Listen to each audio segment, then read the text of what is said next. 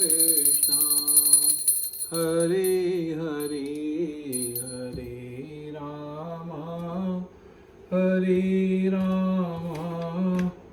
राम राम हरे हरे गोविंद बोलो हरि गोपाल बोलो राधा रमन हरि गोविंद। आज हम श्रीमद् भागवतम के 10वें स्कंद का पेज 468 पढ़ने जा रहे हैं।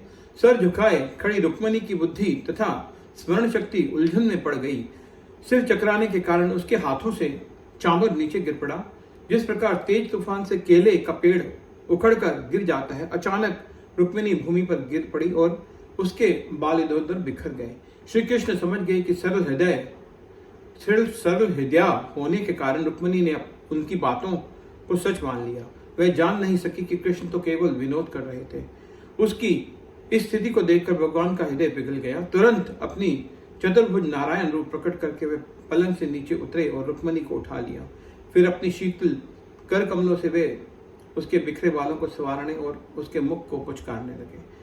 उसके स्तनों एवं नेत्रों से आंसुओं को पोंछकर श्री कृष्ण ने उसके प्रेम की गहराई को देखते हुए उसका आलिंगन कर लिया।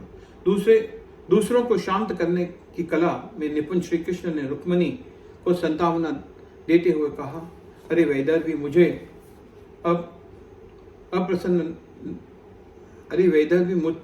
मुझसे अप्रसन्न न होना। मैं जानता हूं कि तुम पूरी तरह मेरे प्रति समर्पित हो। मैं तो केवल हंसी कर रहा था, देखना चाहता था कि तुम क्या कहोगी। मैं गुस्से से भरी तुम्हारी तनी हुई सुंदर भ्रुकुटियां को देखना चाहता था। मैं नहीं जानता था कि तुम मेरी बातों को इतनी गंभीरता से लोगी। मुझे क्षमा करना। वास्तव में विवाहित पुरुष के लिए अपनी पत्नी से हंसी ठट्ठा करना ही सबसे बड़ा सुख है। यह सुनकर रुक्मिणी शांत हो गई और श्री कृष्ण उसे छोड़कर चले जाएंगे उसका ये भेद चला गया। लज्जा कर मुस्कुराते हुए तथा स्नेह भरे कटाक्षों से भगवान को देखते हुए उसने कहा, हे कमल नयन, आपने विनोद में जो कुछ भी कहा है वास्तव में वह सब सत्य है। निस्संदेह मैं पूर्ण पुरुषोत्तम भगवान के लिए पूरी तरह अयोग्य हूँ।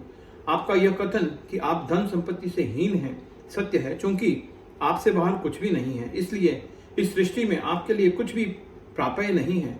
आपके भक्त आपको प्राप्त करने के लिए अपना सर्वस्व त्याग देते हैं और इसलिए मैं आपके संग के योग्य बनते हैं और वे आपके संग के योग्य बनते हैं।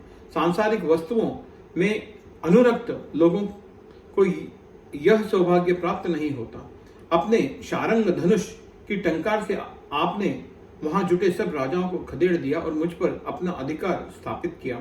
इसलिए यह उचित नहीं कि आपने उन राजाओं के भय से भागकर समुद्र में शरण ली है। आपके चरण कमलों की महिमाओं को ना समझने वाली स्त्री वास्तव में सबसे बड़ी मूर्खा है। इसलिए वह इस संसार में चमड़े के थैले तथा मूंछों, दाढ़ी तथा अन्य बालों से सजे एवं अस्थि, मांसपेशी, रक्त, दुर्गंध, वायु, मलमूत्र, कफ, वात और कीड़ों से भरे व्यक्ति को अपना पति चुनती है। यह सत्य है कि आप स्वयं में संतुष्ट रहते हैं और इसलिए आप मेरी ओर भी अधिक ध्यान नहीं देते। फिर भी मेरी प्रार्थना है कि आप मुझे अपने चरण कमलों के प्रति अविचल भक्ति प्रदान करें। भगवान श्री कृष्ण ने कहा, हे राजकुमारी, तुम्हारी इन्हीं बातों को सुनने के लिए मैंने तुम्हारे साथ यह छल किया। मैं अपने प्रति तुम्हारे निश्चल तथा प्रगाढ़ प्रेम से भलीभांति परिचित हूँ। यद्यपि मेरी बातों ने तुम्हारे हृदय को विदीर्ण कर दिया, फिर भी मेरे प्रति तुम्हारे प्रेम में रत्ती भर भी कमी नहीं आई। मेरी सारी पत्नियों में तुम्हारे जैसी स्नेहिल अन्य कोई नहीं है। जब तुमने मेरे पास यह संदेशवाहक भेजा था और अगले दिन मेरे आने में थोड़ी देर हो गई तो तुम्हें यह पूरा संसार शून्य दिखने लगा था। तुम तो अपने प्राण तक त्यागने के लिए तैयार थी। तुम्हारे ये सुंदर गुण सदैव तुम्हें सुशोभित करते रहे। हरे कृष्णा कृष्णा कृष्णा हरे हरे।